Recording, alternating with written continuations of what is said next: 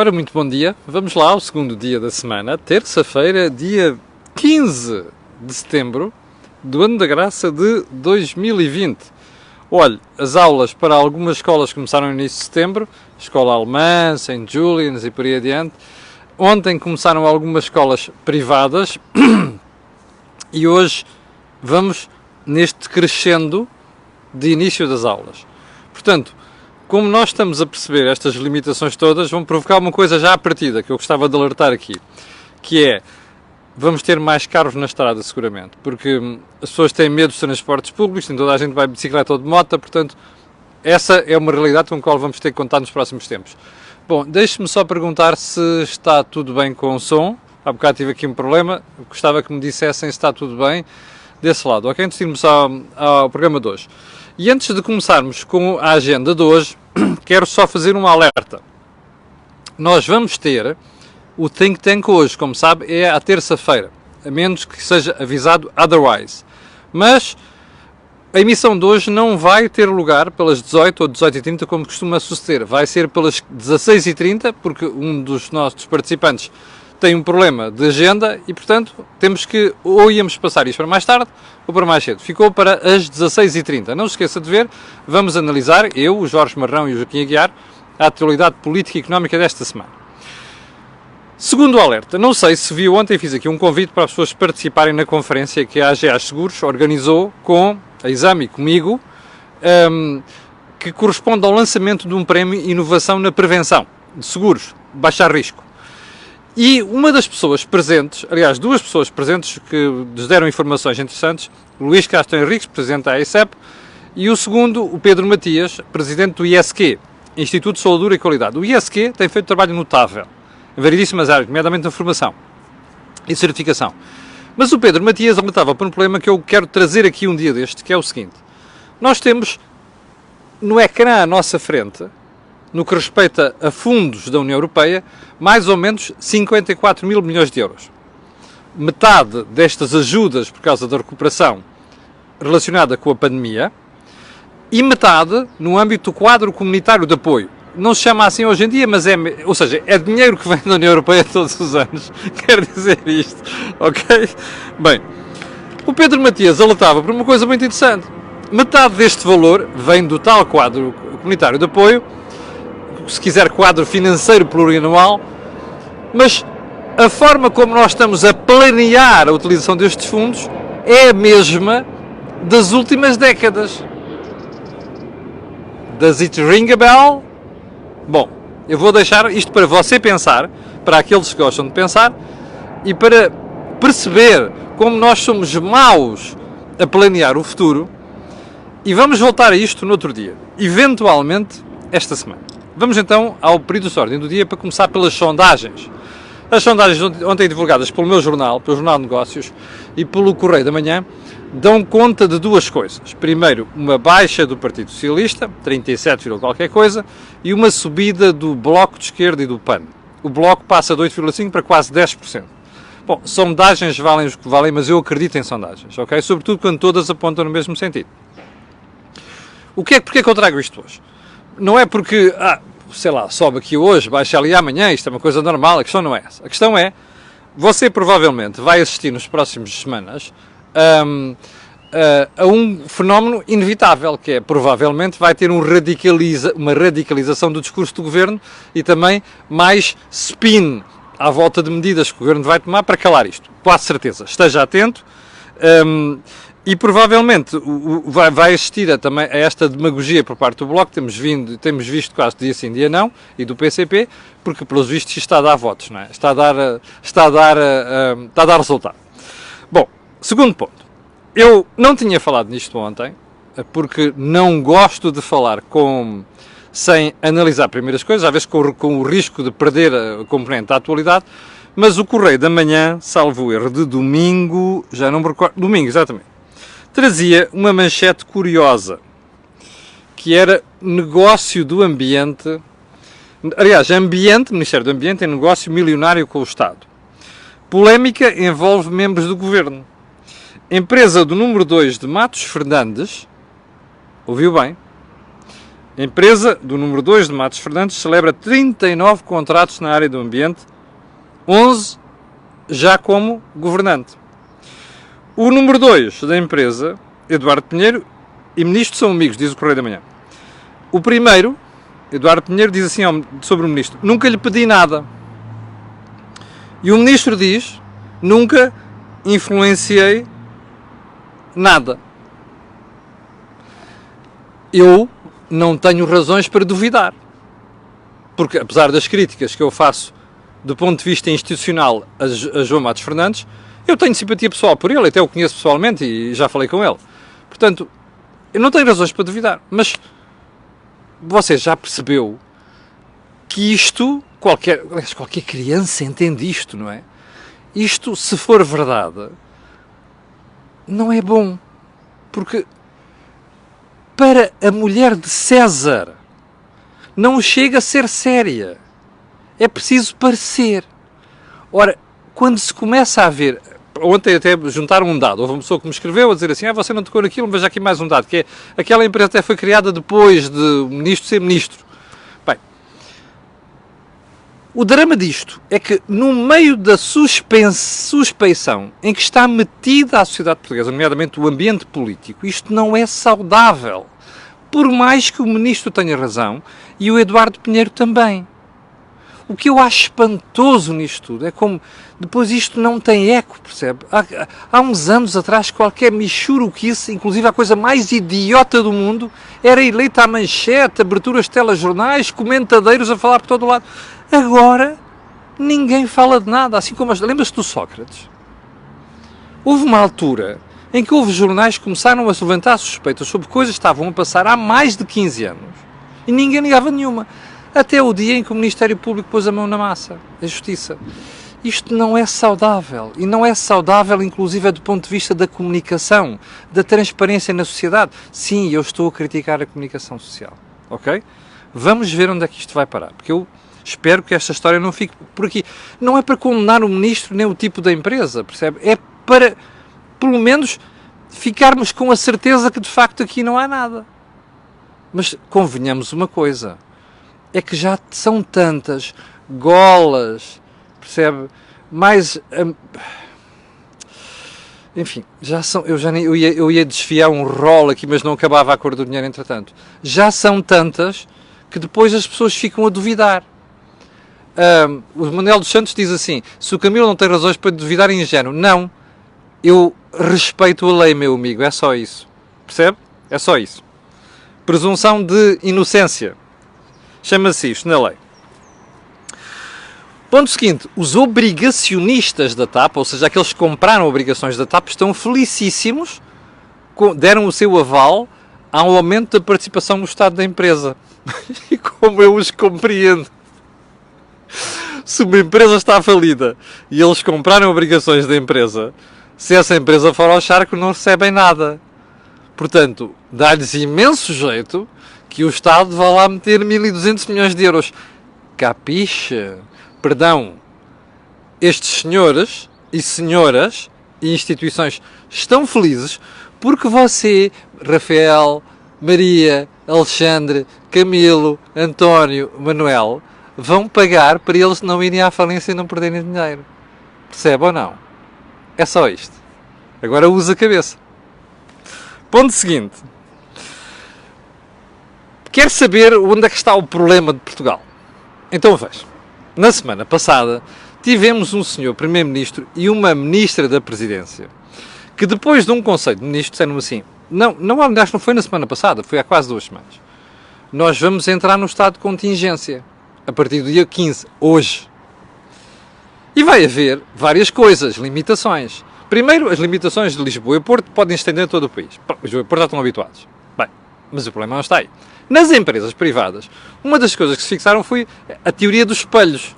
É assim, uma parte é agora, outra parte é depois, que é para não haver concentração das empresas e para não haver chatices, contágios, o diabo 4. E mais, prevenção nas empresas, que é, imagino que alguns deles ficam infectados, vão para casa.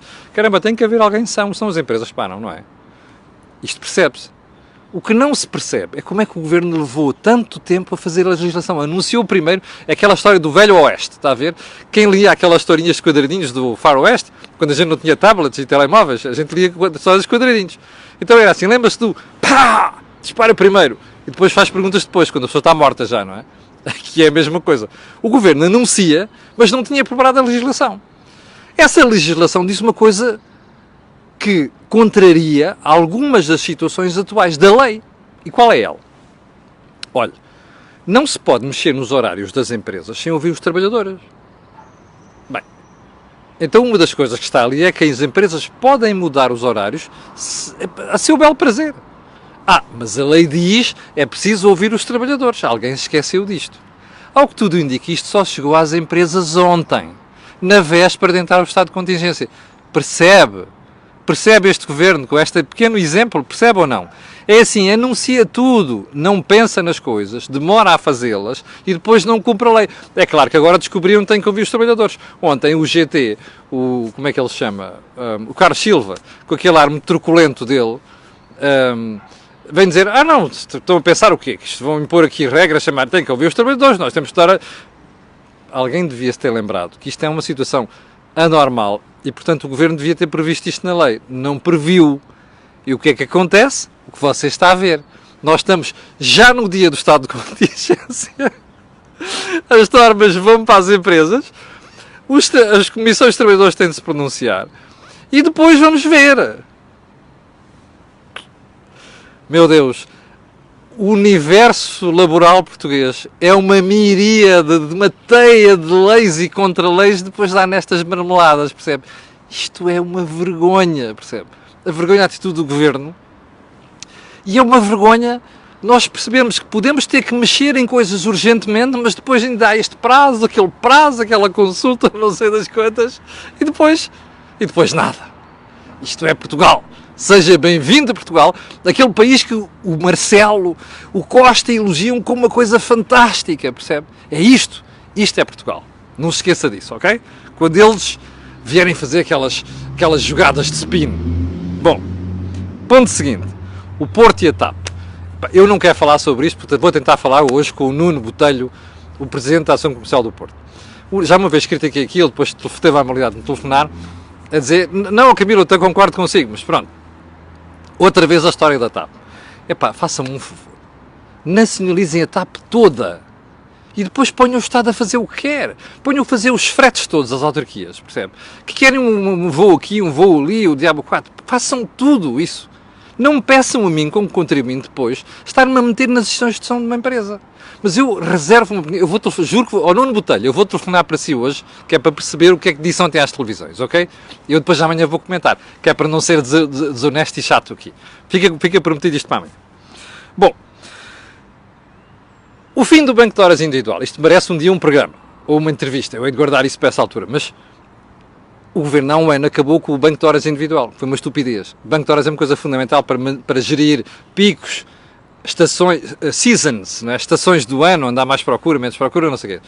Havia uma coisa chamada banco de horas individual. O Governo acabou com essa marmelada. Socialismo, percebe? Bom, eu na altura critiquei isto aqui, como se recorda. Mas as empresas agora queriam que se adiasse isto por causa da situação da pandemia. É preciso gerir isto e não sei quantos. E o Governo disse que não. Sabe qual é a justificação? Não. É preciso fazerem algum ajustamento. Nós temos aqui linhas de crédito para ajudar as empresas. Está a ver isto? Primeiro estão a mentir.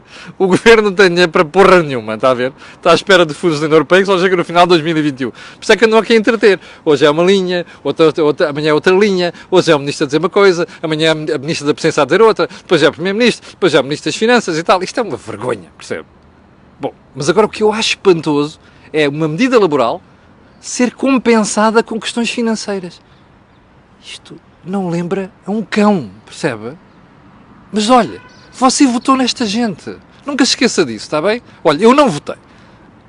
Você votou nesta gente porque eles estão lá no poder a fazer estas coisas. Estes disparates, não tem outro nome. Isto é um disparate completo. Percebe? Pronto.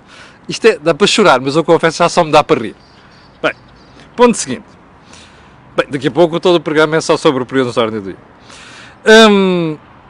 vou deixar as inenarráveis teorias sobre a segunda vaga daquele idiota que está à frente da OMS, percebe? Já deviam ter corrido com aquele borra-botas que ali está. Ontem era mais uma. Epá, vai morrer mais gente e tal. O homem ganha juízo. Você não percebe o que é economia, está a ver? Isto é, os confinamentos são malucos. Não tem outro nome, são malucos. Isto é dizer o mínimo. Último ponto desta conversa. Não, vou deixar para amanhã, que é o último, dizem os últimos dados da pandemia. Isto não perde a atualidade. Bem, mas vamos à coisa mais importante.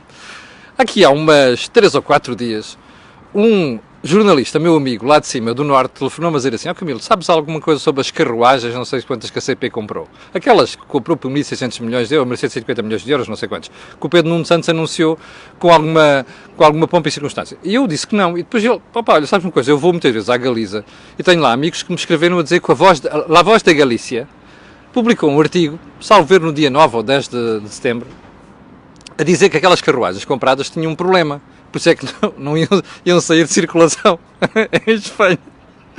E até me deu uma informação que eu não sabia, que havia uma ligação ferroviária entre a Galiza e o País Basco. Eu não fazia ideia nenhuma.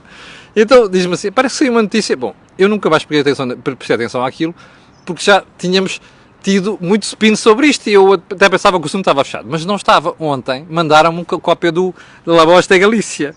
Então eu vou-lhe mostrar aqui um excerto de La Voz da Galícia, que está aqui. La Voz da Galícia, se quiser eu disponibilizo aqui, ok. Diz assim: os 18 carruagens do comboio que fazia a ligação entre a Galiza e o País Basco, retirados depois de ser detectada a presença de amianto na construção, assim como outros 33 vagões similares, serão utilizados em Portugal para fazer a linha entre o Minho, portanto, Porto e Valença.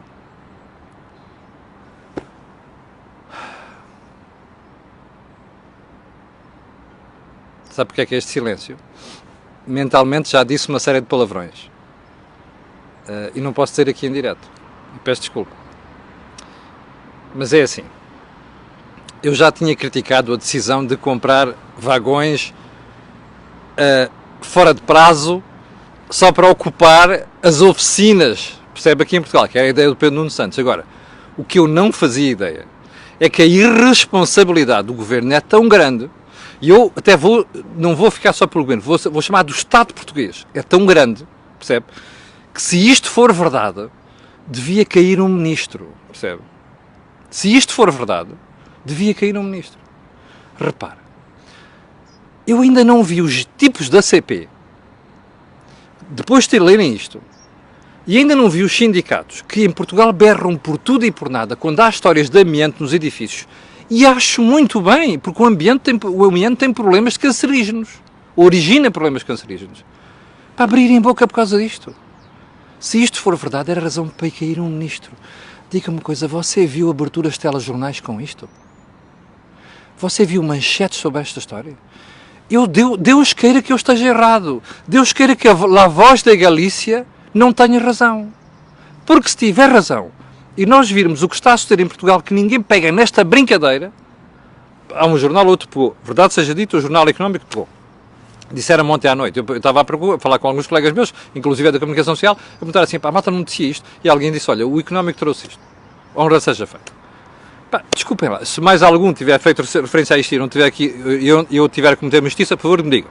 Mas a questão não é essa, isto devia abrir telejornais, percebe? Isto devia ser a discussão neste momento em Portugal. Porque se for verdade é uma irresponsabilidade.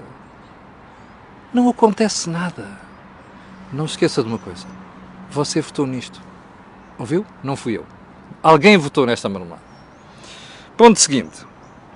Ainda sobre os vagões. Só um pormenor. O Ministério não mandou investigar tudo isto antes de fazer uma compra? São 1.650 milhões de euros. Isto é uma forma fantástica de gerir o dinheiro do contribuinte, não é? Mas quer mais histórias do dinheiro do contribuinte? Olha, eu vou-lhe dar a manchete do Jornal Notícias de hoje. Câmaras querem adiar pagamento de dívidas aos bancos por 1 ano.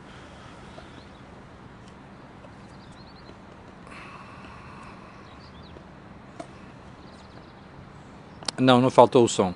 Sou eu outra vez a dizer palavrões. Em voz baixa. Não posso dizer aqui. Sabe porquê? Eu vou-lhe dizer porquê. Sabe qual é a desculpa das câmaras? Está aqui no Jornal Notícias. A Associação de Municípios só podia ser liderada por aquele maluco de Coimbra, que é o Presidente da Câmara de Coimbra, não é? Que é um incompetente total, mas além de ser incompetente total, tem estas tiradas. A Associação de Municípios propõe moratória no Orçamento de 2021. Recursos canalizados para combate aos efeitos sociais da pandemia. Ou seja, o que as câmaras estão a dizer é assim, a gente não tem dinheiro e precisa do dinheiro que vai pagar aos bancos para as opções de apoio social. É mentira, percebe? É mentira. Isto é mentira, percebe? Você vai ter uma situação ou outra de uma Câmara que está nessa situação. O que isto quer dizer, meus amigos, é apenas uma coisa. É demagogia eleitoral, percebe? As câmaras querem gastar porque têm eleições daqui a uns meses, está a perceber? E, portanto, o que estão a fazer é jogar com o dinheiro dos contribuintes.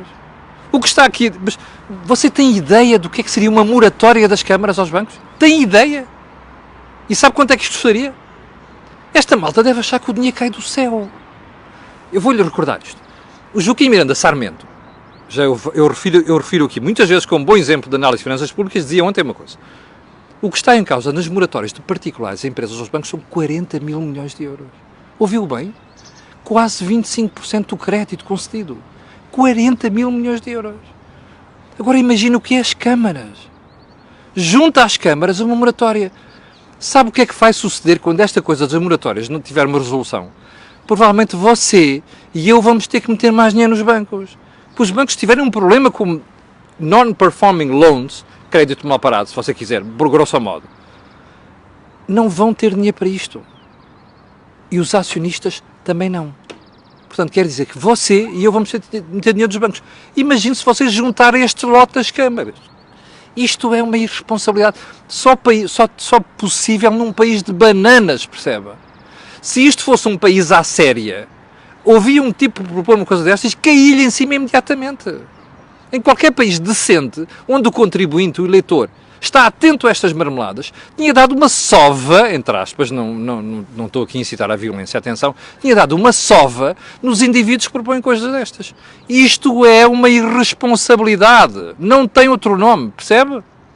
Estamos claros? Pronto. Nossa Senhora. Bem, ponto seguinte, já vamos com 22 minutos. Caramba, isso, penico. Desculpe. Bem, então... vamos ao ponto seguinte, às escolas outra vez. As escolas vão abrir.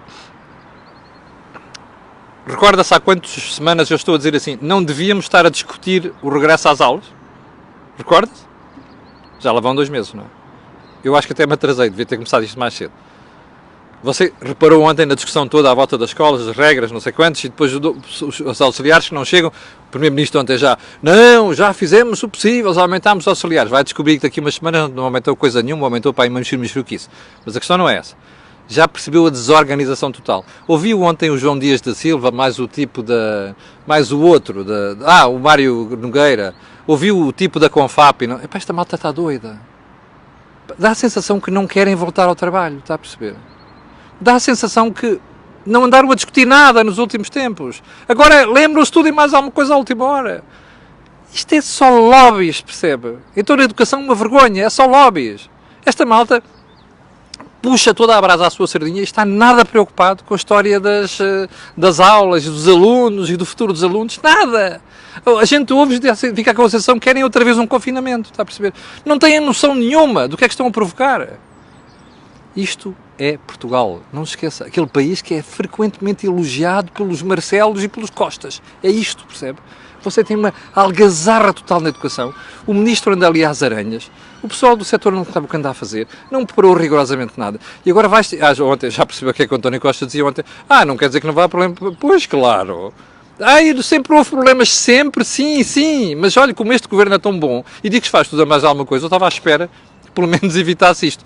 Mas aguarde pelos próximos dias, quando abrirem as escolas públicas todas, ok? Então aí é que a gente vai ver. Bom, e como nós já vamos com 24 minutos, vou terminar esta marmelada por aqui. Peço imensa desculpa. Não sei antes ir à frase do dia, frase da semana. Miguel Frasquilho, a TAP não pode ser uma TAPzinha. Apoiado, Miguel. Eu conheço o Miguel pessoalmente.